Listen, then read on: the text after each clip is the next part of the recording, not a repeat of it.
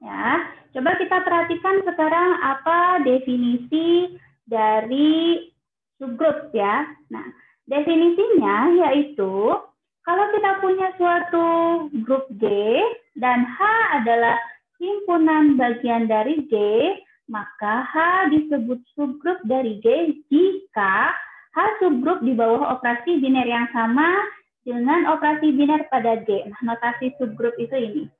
Ini adalah notasi subgrup. Jadi kalau H adalah himpunan bagian dari G dengan H juga merupakan grup di bawah operasi yang sama dengan G, berarti kita sebut H sebagai subgrup dari G. Nah, ini dibacanya. Atau ini notasi dari H subgrup dari grup G. Nah, kita perhatikan contohnya di sini. Misalkan kita punya himpunan. Nah, di sini himpunannya adalah himpunan bilangan real. Himpunan bilangan real dengan operasi biner penjumlahan biasa, ini jelas merupakan grup ya. Nah, sekarang kita tahu bahwa himpunan bilangan bulat itu merupakan himpunan bagian dari himpunan bilangan real. Ya. Nah, sekarang kalau kita amati dengan operasi penjumlahan yang sama dengan operasi penjumlahan pada himpunan bilangan real, ternyata himpunan bilangan bulat ini juga merupakan grup kan? Karena ingat lagi bahwa sifat dari grup berarti si operasinya harus merupakan operasi biner sehingga si Z ini tertutup di bawah operasi penjumlahannya. Lalu kita ingat lagi bahwa di dalam Z itu operasi binernya berlaku sifat asosiatif ya. Lalu ada unsur identitas pada operasi penjumlahan yaitu 0. Dan setiap anggota Z itu mempunyai inverse di bawah operasi penjumlahan yaitu negatifnya. Nah, sekarang kita tahu Z adalah himpunan bagian dari himpunan bilangan real dengan Z juga membentuk grup di bawah operasi yang sama dengan himpunan bilangan real yaitu dengan operasi biner penjumlahan. Nah, di sini kita katakan bahwa Z merupakan subgrup dari himpunan bilangan real. Nah, tetapi sekarang coba kita perhatikan jika kita punya himpunannya ini nih. Himpunan yang anggotanya negatif 1 atau 1. Jadi kalau kita punya himpunan yang anggotanya negatif 1 dan 1, dia merupakan himpunan bagian dari himpunan bilangan real, tetapi coba kita amati untuk operasi penjumlahannya, apakah himpunan ini merupakan grup atau tidak. Berarti kan yang paling mudah, cek dulu sifat tertutup operasi penjumlahannya ya di sini. Min 1 tambah 1, apakah anggota dari himpunan ini, kalau ini saya sebut sebagai himpunan A, yaitu anggota dari himpunan A adalah negatif 1 dan 1. Sekarang kalau kita jumlahkan nih, himpunan A ini ada 2 anggota, yaitu min 1 dan 1, lalu kita jumlahkan. Ternyata, nah kalau kita jumlahkan di sini, hasilnya kan sama dengan 0 ya. Nah, kalau dijumlahkan sama hasilnya kamu tahu sama dengan 0, berarti bisa kamu katakan bahwa penjumlahan dari anggota himpunan A tadi yang ini, jadi yang ini saya beri nama himpunan A, apakah merupakan anggota A atau bukan? Tentunya bukan ya, karena kalau dijumlahkan kan jadinya 0, tapi 0 tidak ada di dalam himpunan A. Artinya apa? Artinya bahwa si himpunan A ini dia bukan grup di bawah operasi penjumlahan. Nah, walaupun dia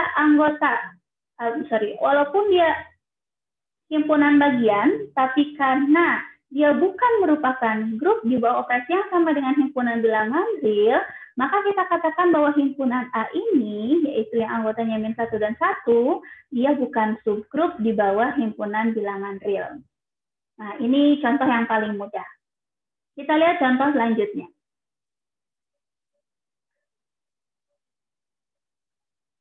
Ya, kita lihat contoh selanjutnya ya.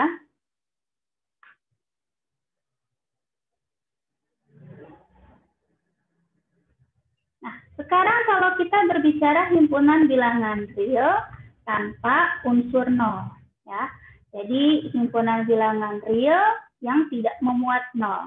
Nah, sekarang kalau kita lihat, di bawah operasi perkalian, jadi titik di sini menyatakan operasi perkalian biasa ya, pada himpunan bilangan real tanpa bilangan 0. Nah, ini kan kita tahu dia merupakan grup. Karena kan si operasi perkaliannya sudah jelas biner, karena dia membuat si himpunan bilangan real tanpa 0 ini dia tertutup di bawah operasi perkalian. Jadi kalau dikalikan pasti akan menghasilkan bilangan real kecuali 0. Lalu sifat asosiatif berlaku dan ada unsur identitas di bawah operasi perkalian yaitu bilangan 1.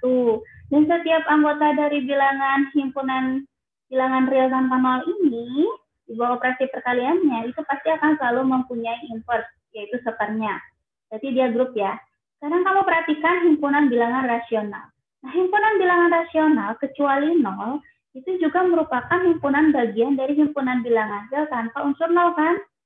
Dan kalau kita hitung, kalau kita cari tahu nih gimana nih untuk himpunan bilangan rasional tanpa bilangan 0 dengan operasi perkalian. Ternyata dia juga merupakan grup.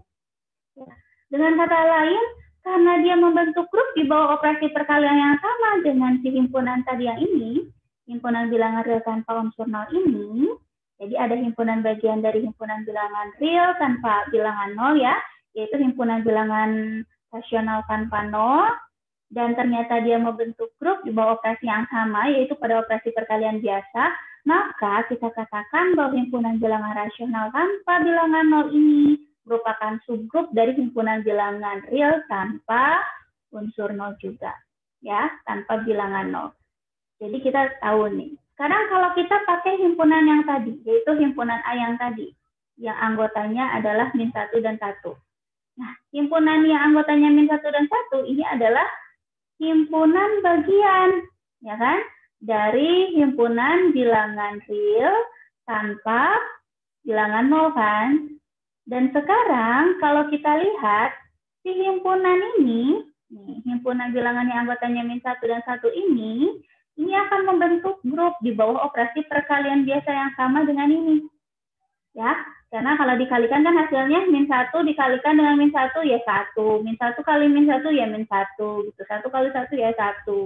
Berarti kan dia tertutup dua operasi perkaliannya. Lalu berlaku juga sifat asosiatif. Lalu ada unsur identitas yaitu 1.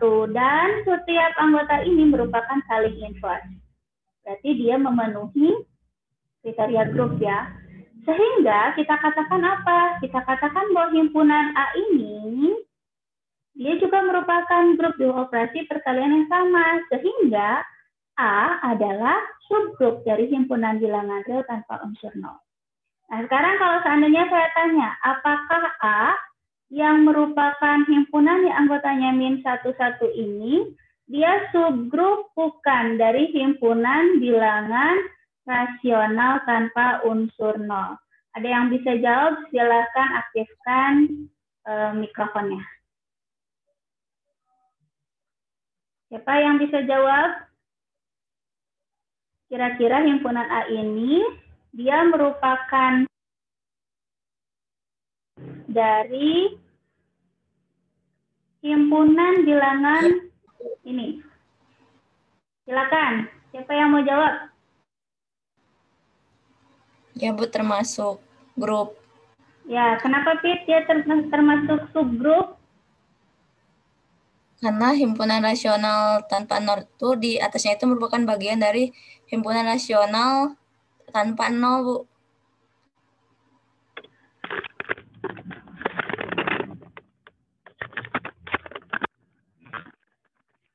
Bagaimana?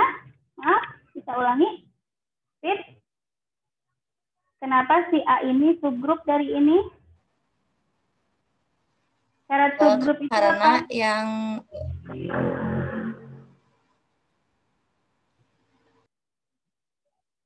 Loh, kok malah dimatiin? Karena apa? Coba. Q itu himpunan irasional ya, Bu? Rasional.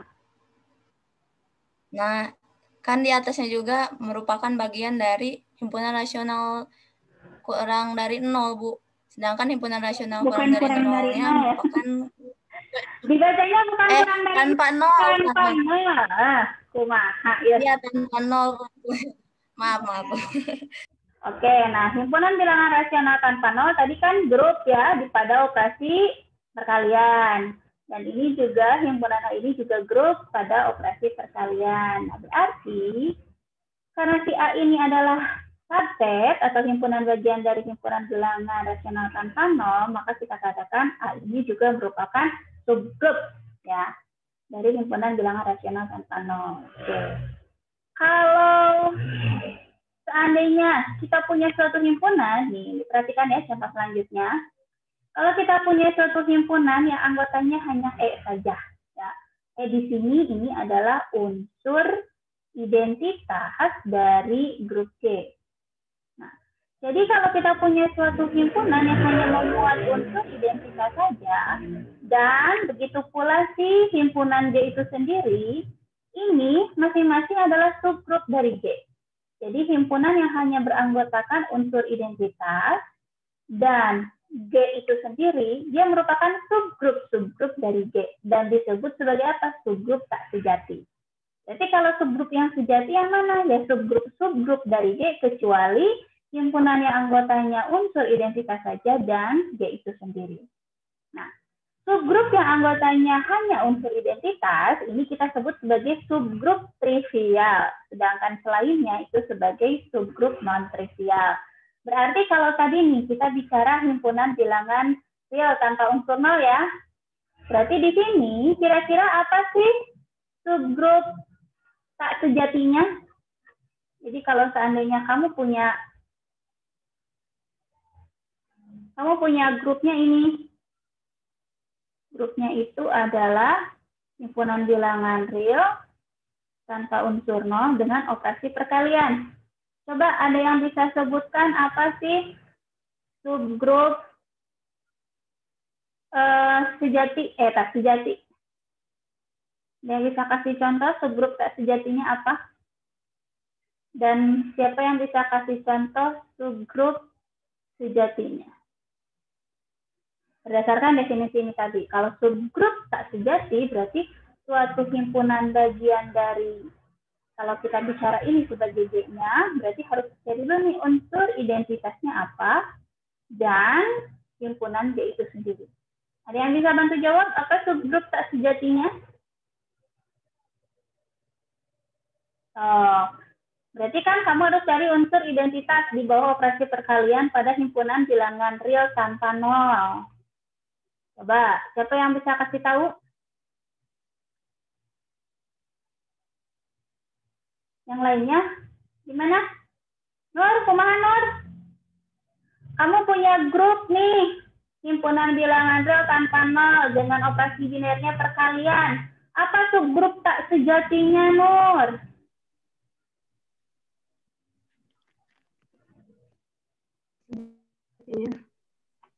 Satu bukan sih, Bu? Ya, himpunan yang anggotanya hanya memuat bilangan satu. Karena satu adalah unsur identitas di bawah operasi perkalian ya, pada himpunan bilangan real tanpa nol. Ada lagi? Kan ada dua ya, subgrup tak sejati itu. Siapa satu lagi? Nol. Kok nol? Negatif satu, Bu. Kok negatif Negatif satu? satu, Bu. Nih, himpunan yang anggotanya unsur identitas dan G adalah subgrup-subgrup dari G yang disebut subgrup tak sejati. Sekarang kamu punya grupnya ini, himpunan bilangan real tanpa nol. Apa subgrup tak sejatinya selain himpunan yang anggotanya bilangan satu? Umi, apa Umi?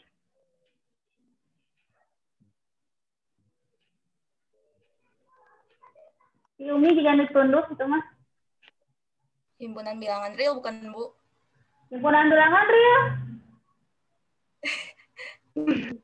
Himpunan yang kita bicarakan aja himpunan bilangan real tanpa nol. Kalau himpunan bilangan real saja, berarti nol sudah masuk. Oh, berarti pakai tanpa nol, Bu. Iya, himpunan bilangan real tanpa nol. Ya. Jadi ada dua ya. Yang pertama adalah himpunan yang anggotanya unsur identitas, dan yang kedua adalah si himpunan yang merupakan grup itu sendiri.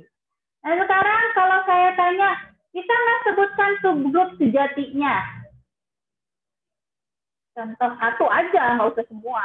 Satu aja. Coba perhatikan contoh 4.11. Ada yang hubungannya. Apa subgrup tak sejatinya? subgrup sejati ya. Apa subgrup sejatinya? Tadi kita tahu bahwa himpunan bilangan ini nih, himpunan bilangan rasional tanpa nol itu kan merupakan subgrup. Nah, itu berarti termasuk apa? Termasuk subgrup sejati. Jadi himpunan bilangan rasional tanpa nol. Ada lagi kan? Tadi katanya si himpunan yang anggotanya min 1 dan 1 ini juga merupakan subgrup dari himpunan bilangan real tanpa nol ya. Karena dia bukan himpunannya, karena dia bukan subgrup sejati, berarti dia juga merupakan subgrup sejati ya. Dan masih banyak tentunya, bukan cuma ini saja. Oke, nah sekarang kita akan lanjutkan. Ini sudah paham atau ada yang ditanyakan? Kalau ada yang mau ditanyakan boleh disela waktunya. Bu, saya nggak ngerti yang ini, jadi sambil saya menjelaskan boleh bertanya. Kalau nggak ada, ya saya lanjutkan.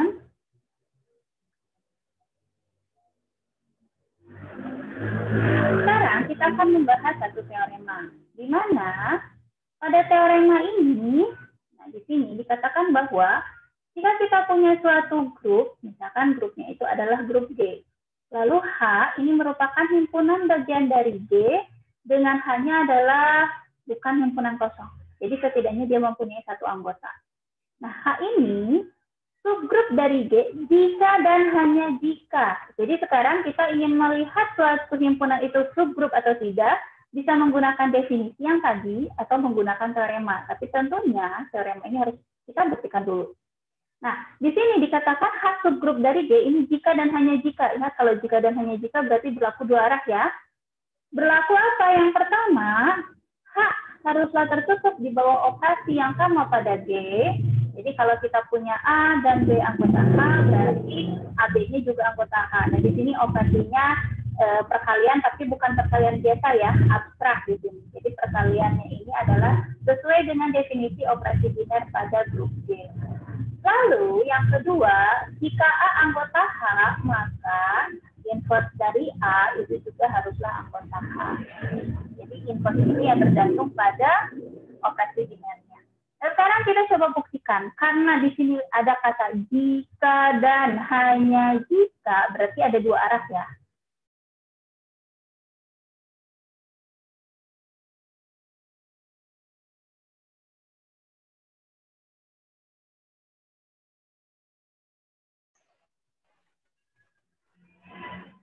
Jika kita baca dari kiri ke kanan, berarti kan jika H subgrup dari G, maka 1 dan 2, gitu kan? Nah, sekarang kita mau membuktikan jika H subgrup dari G, maka berlaku 1 dan 2.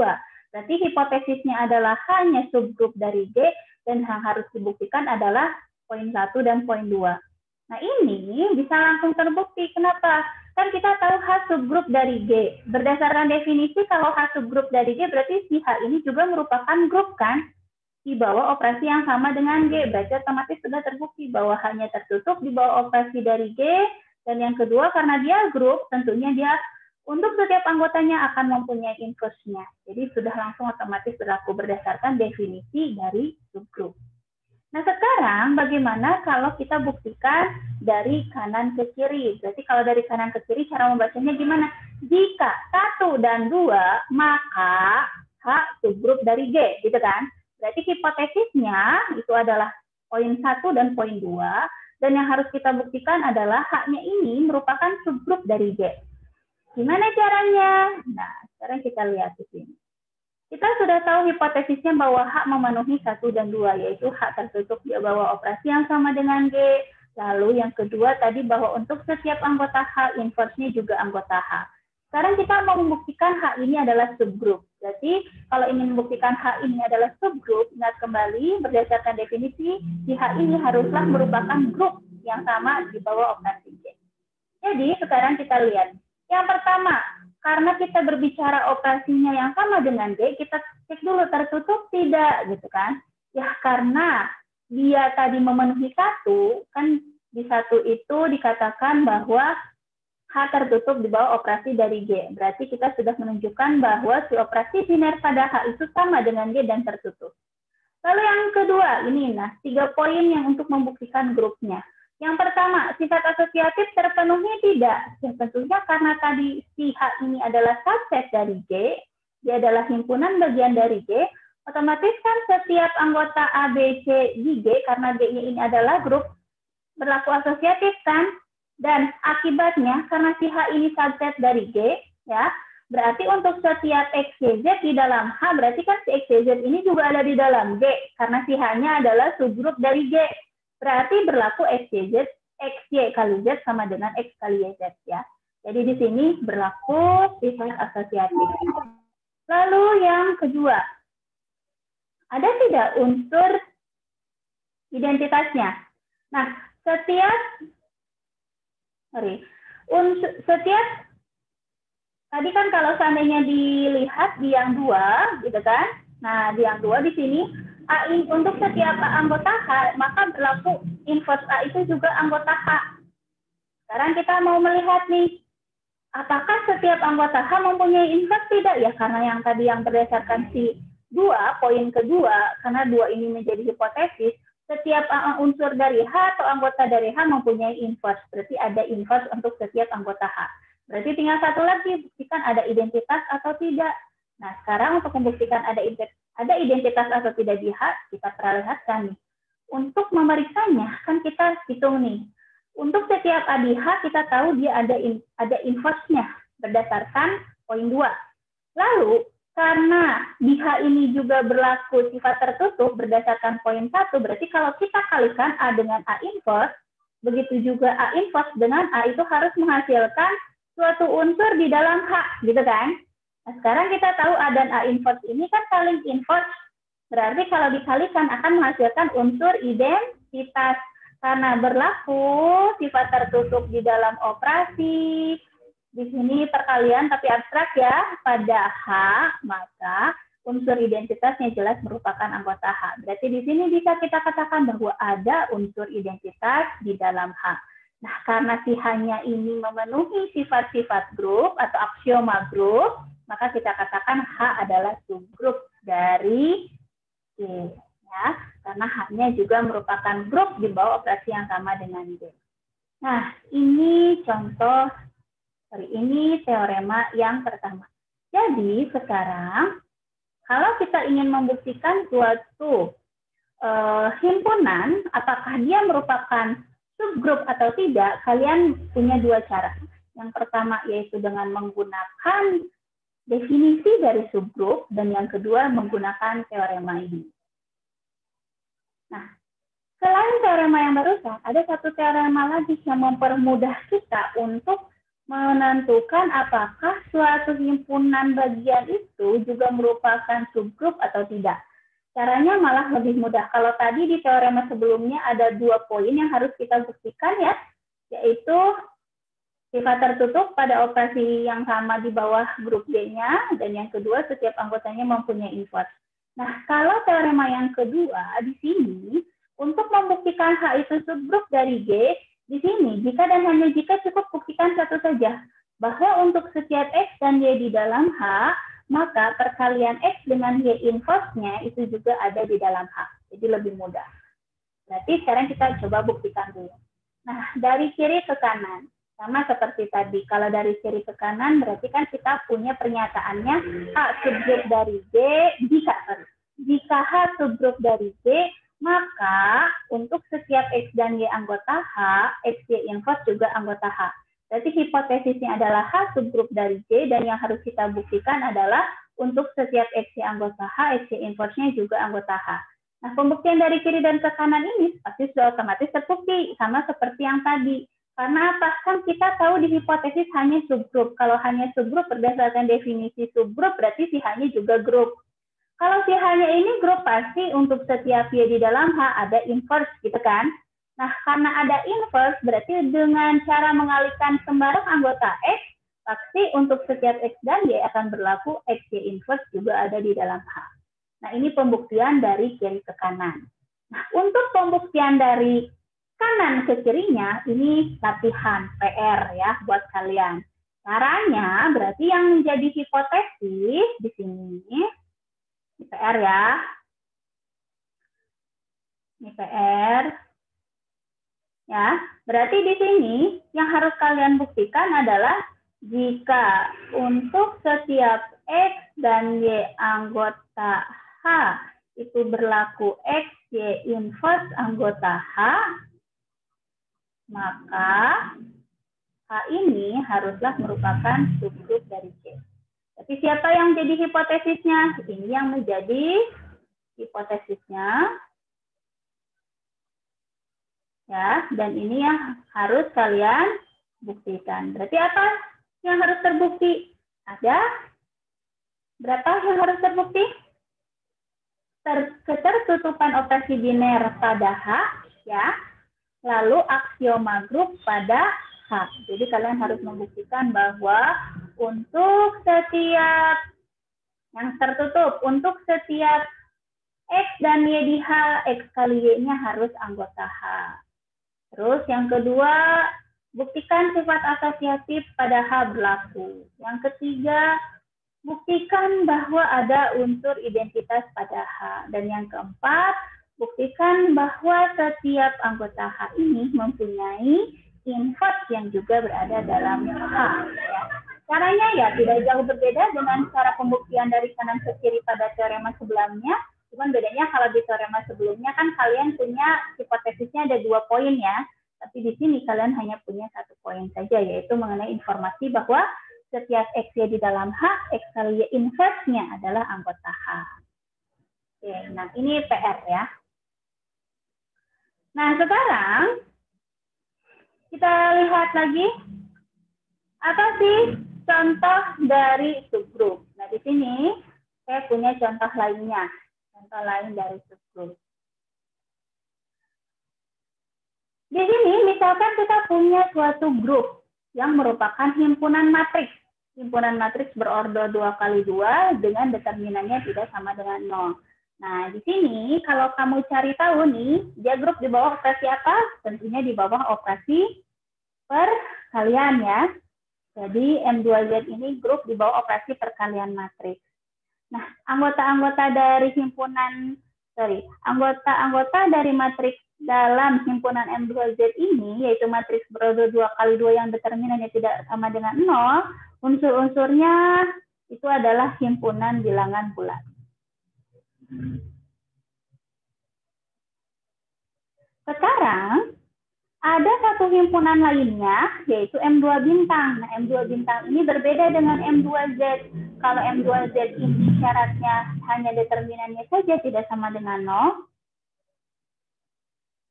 Tapi kalau si M2 bintang ini, dia selain memenuhi atau selain merupakan bagian dari M2Z, jadi otomatis di sini kita bisa katakan bahwa M2 bintang adalah himpunan bagian dari M2Z ya.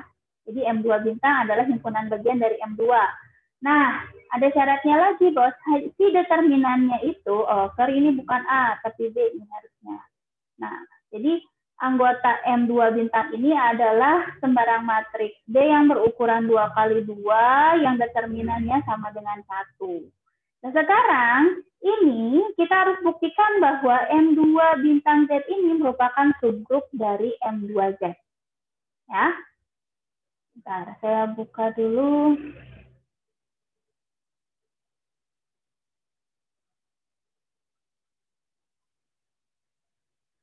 Ya, jadi apa yang ingin kita buktikan?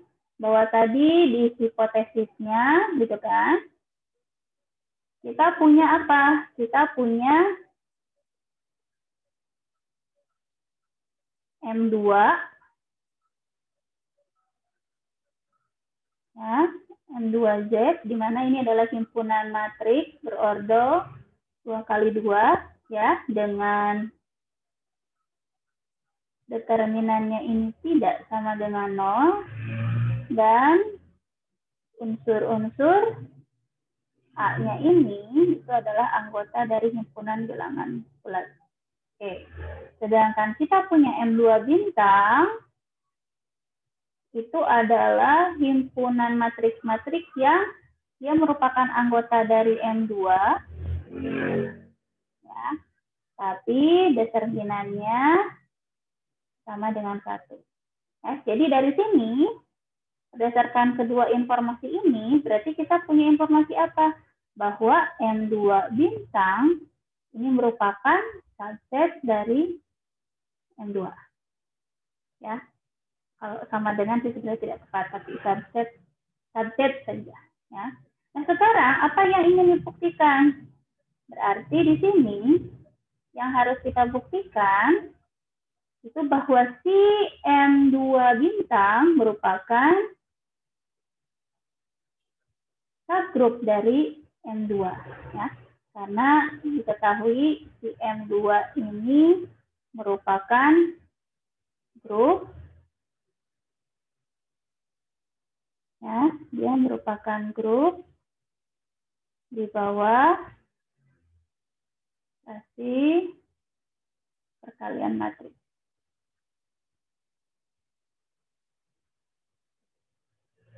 Oke. Nah, sekarang berarti kan untuk membuktikan subgrup ini kita punya tiga ya, yaitu dengan menggunakan definisi, dengan menggunakan teorema 1, atau menggunakan teorema 2. Tentunya kalau kalian buktikan dengan menggunakan definisi, ya, kalau kita buktikan dengan menggunakan definisi,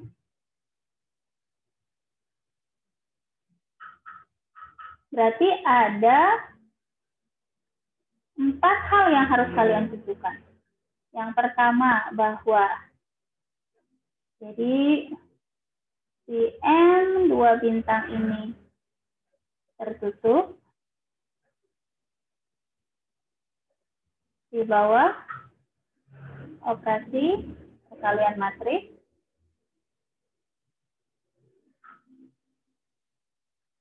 Ya, lalu yang kedua, kalian harus tunjukkan bahwa operasi perkaliannya itu bersifat asosiatif. Berarti kan untuk setiap, ini di sini saya sebut matriks A, matriks B, dan matriks C yang merupakan anggota M2 bintang, ya M2 bintang ya, harus berlaku bahwa A kali BC sama dengan AB kali C. Ya, ini yang harus kalian buktikan. Lalu yang ketiga, kalian harus tunjukkan bahwa ada unsur identitas. Nah, berarti unsur identitasnya karena himpunannya adalah himpunan matriks, berarti kalian harus temukan bahwa ada matriks. Saya sebut misalkan matriks A0, di mana A0 ini adalah harus anggota M2 bintang, ya, sehingga nanti kalian bisa dapatkan untuk setiap A di dalam M2 bintang, ya, jadi si A kali A0 haruslah A, begitu pula A0 kali A juga haruslah sama dengan A. Dan yang terakhir, bahwa setiap unsur di M2 bintang haruslah memiliki inverse.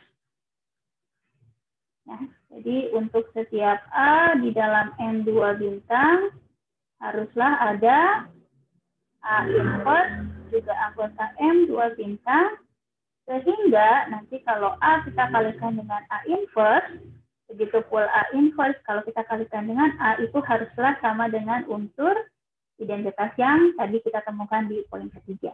Nah, ini kalau pakai cara 1. Sedangkan kita bisa pakai cara kedua, yaitu dengan menggunakan teorema yang pertama. Jadi cukup 2 poin saja yang kita buktikan, yaitu si M2 bintangnya tertutup di bawah operasi perkalian, ya. Dan yang kedua, bahwa untuk setiap matriks A di dalam M2 bintang haruslah ada A inverse di dalam M2 bintang. Ya.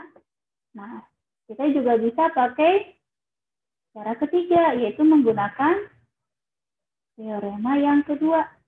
Ya. Yaitu cukup buktikan bahwa untuk setiap A dan B di dalam M2 bintang berlaku A kali B inverse-nya itu haruslah anggota M2 bintang. Nah, kalau dilihat dari kerumitannya kan jelas. Yang paling mudah adalah menggunakan teorema kedua. Jadi di sini sekarang saya akan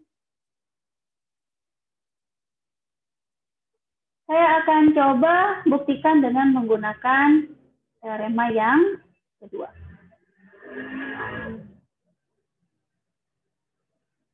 Nah, sudah saya simpan ya gambar ini, jadi nanti akan saya share. Nah, kita akan coba cara ketiga tadi, yaitu dengan menggunakan teorema yang kedua. Ya. Berarti tadi kita punya hipotesisnya, yaitu bahwa si M2 ini adalah grup, gitu ya, dan si M2 bintang ini adalah subset dari M2.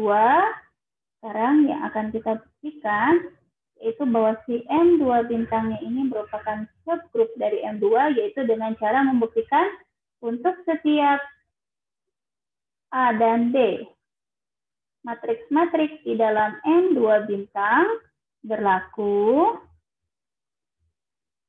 A kali B inverse-nya juga anggota dari M2 bintang.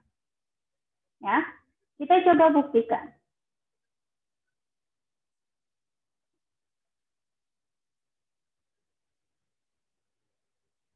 Nah, pertama, berarti kan karena kita ingin setiap A dan B di dalam M2 bintang, berarti kita misalkan dulu kita punya A dan B anggota M2 bintang. Ya, artinya apa? Berarti si A-nya ini punya determinannya sama dengan 1, gitu kan ya? Karena tadi si M2 bintang itu kan matriks berorder 2 kali 2 yang determinannya sama dengan 1 ya. Berarti matriksnya juga determinannya sama dengan 1. Lalu, setelah itu, sekarang coba kita cari nih, benar nggak A kali B inverse itu juga anggota M2 bintang? Ya. Nah, karena tadi si B ini kan anggota M2 bintang ya, dan si M2 bintangnya itu adalah himpunan bagian dari M2, berarti kan bisa kita katakan si B juga anggota dari M2. Karena si B anggota dari M2, ya, dan tadi kita tahu bahwa si M2-nya ini kan merupakan grup. Berarti kan ada B inverse ya. Ada B inverse di dalam M2. Nah, karena si B inverse-nya ini ada di dalam M2, berarti determinan B inverse-nya ini tidak sama dengan 0. Karena tadi dia anggota dari M2. Berarti kalau determinan B inverse ini tidak sama dengan 0, kita ingat kembali sifat dari matriks, berarti 1 per determinan B inverse, gitu kan ya? Ini akan sama dengan determinan B. Oke. Nah sekarang, berarti bisa kita katakan bahwa 1 per determinan B ini juga sama dengan determinan B inverse. Sekarang kita mau tunjukkan bahwa si A kali B inverse ini merupakan anggota M2 bintang. Berarti harus kita cari dulu apakah determinan AB inverse itu sama dengan 1 atau tidak. Nah, karena determinan AB inverse masing-masing adalah matriks persegi, berarti ini kan sama dengan determinan A dikalikan dengan determinan B inverse. Tadi kita tahu bahwa determinan B inverse adalah seper determinan B kan? Berarti ini menjadi determinan A dikali seper determinan B. Nah, sebenarnya untuk membuktikannya, berarti kamu harus buktikan bahwa ternyata hasilnya itu haruslah, kalau dia merupakan anggota dari M2 bintang, berarti haruslah si determinannya itu sama dengan 1. Gitu kan? Tadi kita tahu bahwa si A dan B anggota M2 bintang. Determinan A-nya 1. Determinan B-nya juga 1. Berarti kan 1 kali 1 sama dengan 1. Nah, karena determinan si AB bintang, si AB inverse ini adalah sama dengan 1, berarti kita tahu bahwa A kali B inverse ini adalah anggota dari M2 bintang. Jadi, berdasarkan teorema, ya, maka kita katakan bahwa si M2 bintang ini merupakan subgrup dari M2. Jadi sudah terbukti.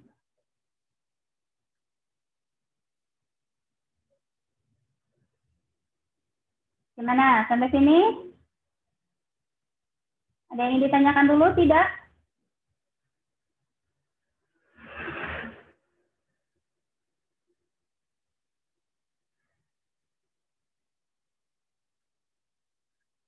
Tidak ada? Oke. Kalau tidak ada, nah kita lanjutkan lagi.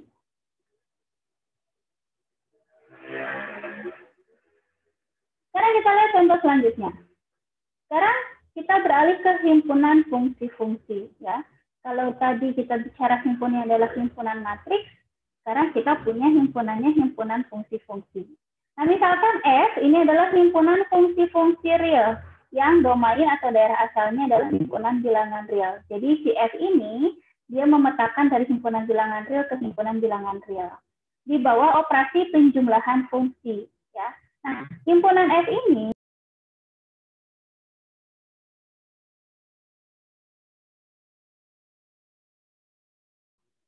Nah, himpunan F yang ini, yaitu himpunan fungsi-fungsi yang memetakan dari himpunan bilangan real ke himpunan bilangan real, dengan operasi penjumlahan fungsi itu merupakan grup.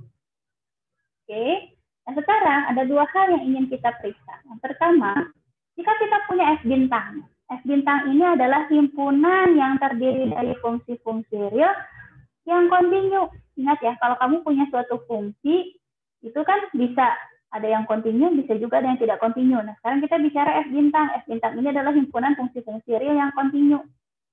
Lalu yang kedua, di sini kita akan memeriksa himpunan lainnya yang di mana himpunannya merupakan himpunan fungsi-fungsi yang terdiferensialkan atau mempunyai turunan.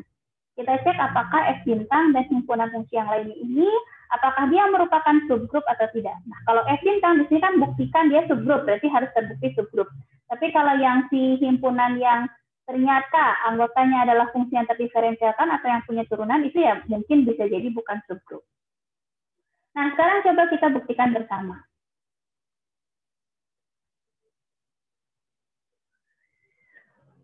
Ya, jadi sekarang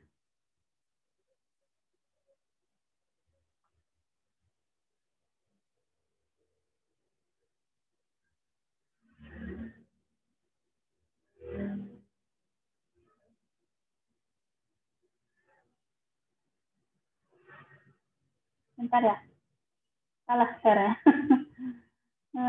Harusnya share whiteboard. Nah, oke. Nah, sekarang di sini kita punya tadi himpunan F. Himpunan F ini adalah himpunan fungsi-fungsi, saya sebut saja F, di mana si Fx ini dia adalah anggota bilangan real untuk setiap X anggota bilangan real.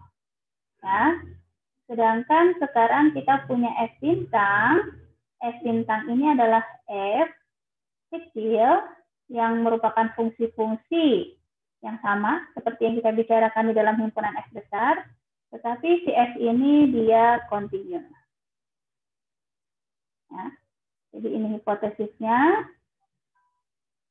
Dan sekarang yang ingin dibuktikan itu bahwa si F bintang ini merupakan subgrup dari F. Ya. Nah, cara membuktikannya ada 3. Bisa menggunakan definisi, teorema yang pertama, atau teorema yang kedua. Kita pakai yang paling mudah saja lah, kita gunakan teorema.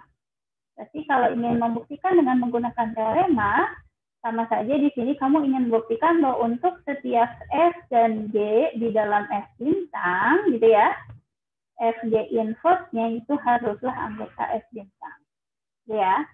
Nah, sekarang kita mulai. Misal kita punya F dan G di dalam F bintang. Berarti kalau dia anggota dari F bintang, harus berlaku apa? F dan G ini dia kontinu ya. Lalu, setelah itu, bagaimana cara menunjukkan Fg inverse-nya anggota dari F bintang? Ya. Nah, karena tadi kita tahu bahwa si G ini, kita mau membuktikan si Fg inverse ini anggota F bintang, berarti kamu secara tidak langsung, ini, kamu harus buktikan bahwa si Fg inverse ini dia juga kontinu. Gitu kan? Oke, nah cara membuktikannya bagaimana? Karena si F dan G-nya kontinu, bagaimana dengan Fg inverse-nya? Kalau seandainya kita punya G di dalam F bintang, karena tadi si F bintangnya itu merupakan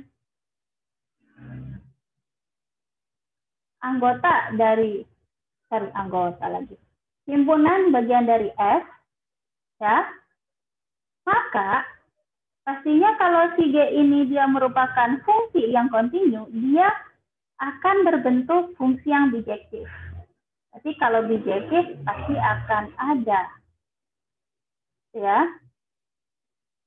Saya katakan dulu di sini G juga pasti anggota dari F dan akan ada G inverse gitu ya, anggota F. Sehingga kalau kita petakan nih, G kita kalikan dengan G inverse X, ini akan sama dengan G gitu ya, GE kali dengan tadi operasinya apa, maaf? Jumlahan ya?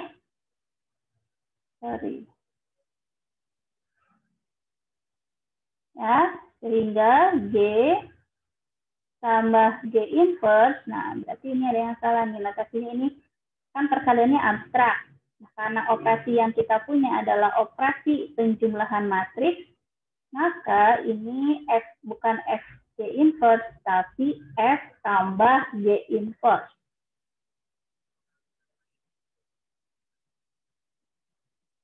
Oke. Nah, sekarang kalau kita punya G anggota F dan G inverse-nya juga anggota F, maka kita bisa katakan bahwa G ditambah G inverse X ini haruslah menghasilkan unsur identitas, yaitu 0. Ya. Sehingga Gx ditambah G inverse X ini hasilnya haruslah sama dengan 0, atau Gx-nya sama dengan min G inverse X. Ya, jadi apa sih G inverse X? Ya, G inverse X-nya adalah negatif Gx. Sekarang, bagaimana dengan F ditambah G inverse? Nah, kalau kita punya F ditambah G inverse X, ini kan sama dengan Fx ditambah G inverse X kan? Dan G inverse X-nya kita tahu itu adalah negatif Gx. Berarti ini sama dengan F min Gx. Gitu kan? Nah, si F-nya kontinu, si G-nya kontinu. Gitu ya. Negatif G ini juga kontinu. Berarti di sini karena si F min G ini dia kontinu, maka F tambah G inverse ini merupakan anggota dari F bintang. Ya. Jadi kita katakan F bintangnya ini merupakan subgrup dari himpunan F. Nah, ini untuk himpunan yang keklik.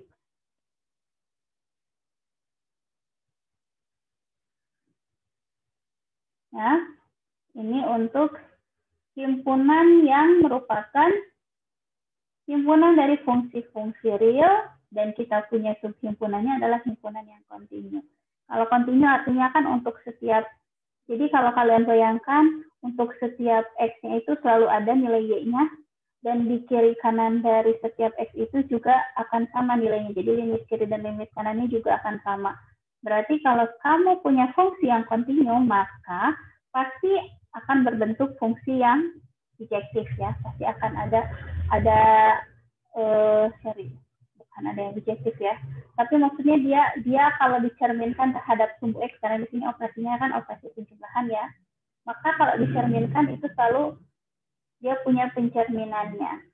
Nah, sekarang bagaimana dengan yang kedua? Kalau yang kedua tadi S-nya itu adalah fungsi-fungsi yang terturunkan. Nah, berarti logikanya nanti hampir serupa, cuman yang bedanya pada saat F dikurang G ini. Kalau seandainya kamu punya fungsi-fungsi, ya, fungsi-fungsi F dan fungsi G yang dua-duanya punya turunan, apakah kalau dikurangkan juga punya turunan? Bedanya itu. Kalau ini kan kamu punya dua fungsi nih, fungsi F dan fungsi G. Nah, ketika F tambah G inverse, itu kan jadi fungsi F dikurang fungsi G ya. Nah, sekarang kamu tahu bahwa fungsi F dikurang fungsi G ini kalau kontinu, F-nya kontinu, G-nya kontinu, pasti dua-duanya juga kontinu.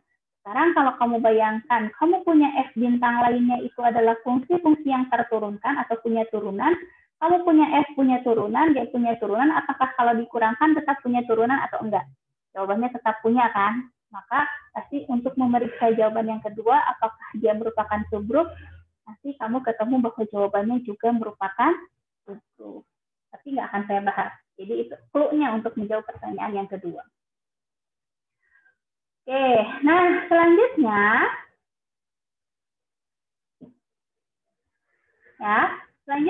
kita akan bahas satu teorema nih, bahwa jika kita punya dua himpunan H dan K yang masing-masing ini merupakan subgrup dari G, maka irisannya itu juga merupakan subgrup dari G.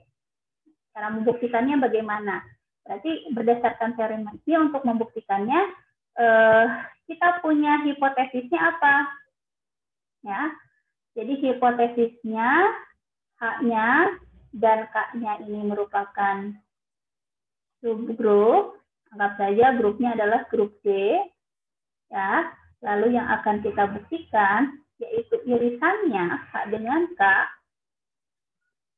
ini juga merupakan subgrup dari G.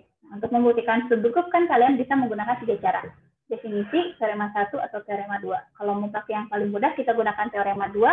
Berarti harus terbukti apa? Untuk setiap X dan Y anggota irisan H dan K gitu kan ya.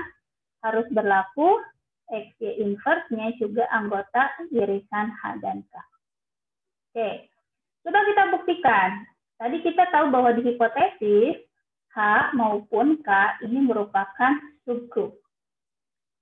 Oke, karena dia merupakan subgrup, berarti kan berdasarkan teorema, maka untuk setiap X dan Y anggota H, ya, berlaku X, Y inverse anggota H. Gitu kan? Nah, sekarang kalau kamu punya K juga subgrup, berarti kan untuk setiap X dan Y anggota K gitu ya. Nah, gini aja. Sebelum kita notasikan ini, ya, kita mulai dulu dengan ini ya. Misal yang ini. Untuk setiap X anggota irisan H dan K. Berarti kita misalkan dulu X maupun Y anggota irisan H dan K. Artinya ini kan X, Y-nya ini anggota H dan X, Y-nya ini juga anggota K. Berarti kalau kita tahu bahwa X dan Y ini anggota H juga anggota K, karena tadi si K-nya ini dan si H-nya ini adalah subgrup,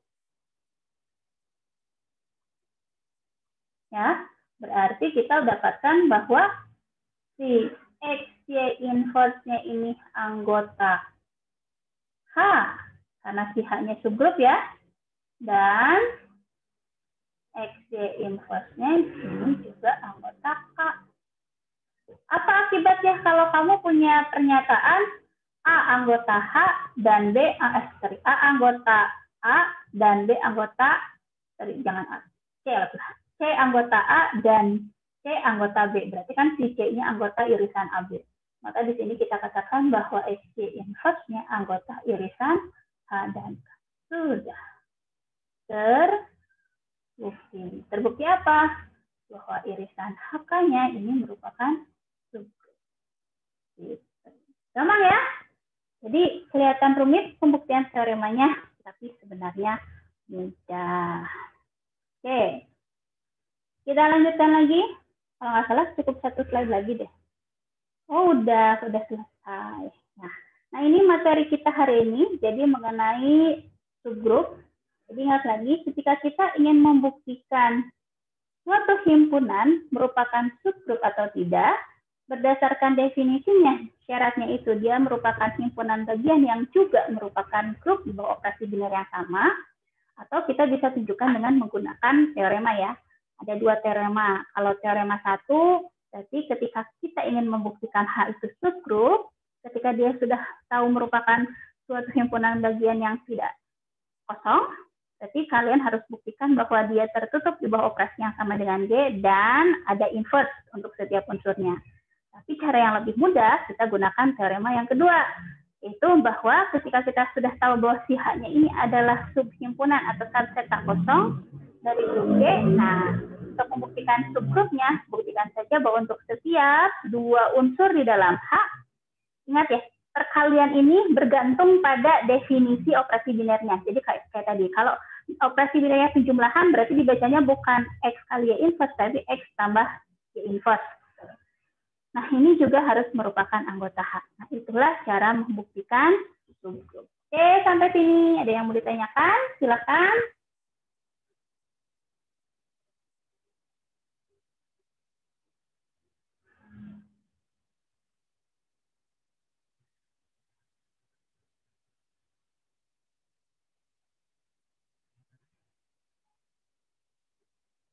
Ada yang mau ditanyakan tidak? Silakan dibuka mikrofonnya. Kalau tidak ada yang ditanyakan, berarti perkuliahan kita sampai di sini. Ya, jangan lupa ini latihannya, tolong dikerjakan.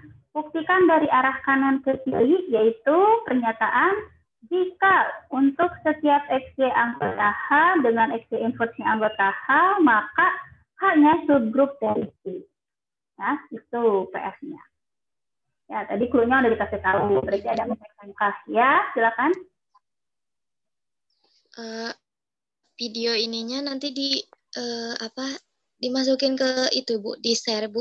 Soalnya ada sebagian suaranya Ibu nggak kedengeran Bu, putus-putus tadi teh. Oke, nanti saya share. Ya Bu, makasih. Oke, sama-sama. Ya, terkait materi, ada yang ingin ditanyakan tidak?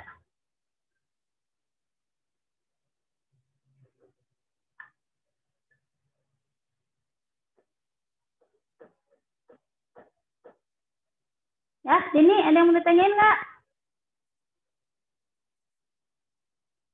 Soalnya itu teh bentar cipan terus gitu dia ketinggalan. Ya, silakan, ada yang mau ditanyain nggak?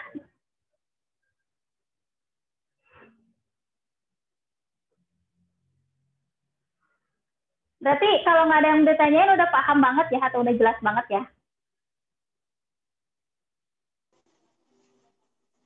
Belum Bu. Belumnya di bagian mananya? Ibu yang kurang paham tadi Bu, di yang pas pembuktian yang dari kiri Bu. Soalnya tadi teh putus-putus gitu Bu, jadi nggak kedengeran suaranya.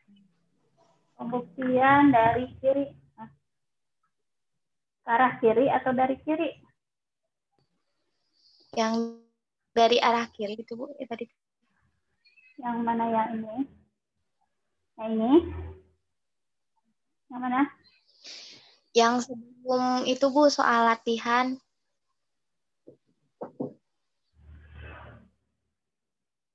Ini. Ini bukan Lin. Yang mana? Nggak kelihatan, Bu. Nggak ada. Nggak kelihatan. Emang saya nge-share-nya? Oh, sebentar. Saya nge-share-nya masih whiteboard ya. Ini. Nah, iya Ibu, yang itu. Pembuktian dari kiri ke kanan. Kalau pembuktian dari kiri ke kanannya, kan berarti hipotesisnya hanya subgrup dari G ya. Yang mau dibuktikannya ini. X, Y di H, X, Y inverse-nya juga ada di H. Nah, karena si H-nya subgrup, tadi kan berdasarkan definisi berarti si H ini juga grup. Kalau si H-nya kamu tahu grup, berarti ingat lagi aksioma grup dan sifat tertutup pada grup, gitu kan? Jadi kan berdasarkan aksioma pasti setiap anggota H akan punya inverse-nya. Di sini untuk si Y-nya. Jadi kalau Y ada di H, pasti Y inverse juga ada di H. Terus karena tertutup, ya si grup itu kan sifat tertutup ya. Pasti kalau kita kalikan X dengan Y inverse, itu pasti juga ada di H. Maka sudah langsung otomatis terbukti bahwa jika H subgrup dari G, untuk setiap X jadi H, X Y inverse-nya juga ada di H. Nah, kalau dari kanan ke kirinya, itu pembuktiannya, berarti kamu harus membuktikan dulu si H ini subgrup. Nah, cara membuktikan si H subgrup, ingat definisi dari subgrup, berarti buktikan bahwa si H-nya juga grup. Membuktikan si H grup, berarti kan harus membuktikan bahwa si H dengan operasi biner yang sama dengan dia harus tertutup, itu yang pertama. Yang kedua, bahwa sifat asosiatif berlaku nih pada operasi yang berlaku pada H. Lalu yang ketiga, bahwa harus ada unsur identitas di H. Dan yang keempat, setiap anggota H harus mempunyai inverse. Jadi hampir mirip membuktikan kembali H ini grup. Cuman bedanya bedanya hipotesisnya yang kita tahu ini. X-nya di H, X-Y inverse-nya juga di H. Ya, operasi binernya di sini perkalian, tapi perkaliannya bukan perkalian biasa, perkalian abstrak. Jadi bergantung pada operasi biner yang ada di G-nya. Gitu, Din. Oke. Silakan yang lainnya. Ya, silakan yang lainnya yang mau bertanya dulu. Ya, kalau tidak ada berarti perkuliahan kita sampai di sini dulu ya. Nanti akan saya upload dulu ke YouTube lah, soalnya di drive saya sudah terlalu penuh. Saya akan upload ke YouTube videonya, dan sampai ketemu lagi Selasa depan kembali lagi seperti biasa. Jangan lupa tugasnya dikumpulkan di Google Classroom. Oke, terima kasih. Wassalamualaikum warahmatullahi wabarakatuh. Waalaikumsalam warahmatullahi wabarakatuh. Warahmatullahi wabarakatuh. Ya.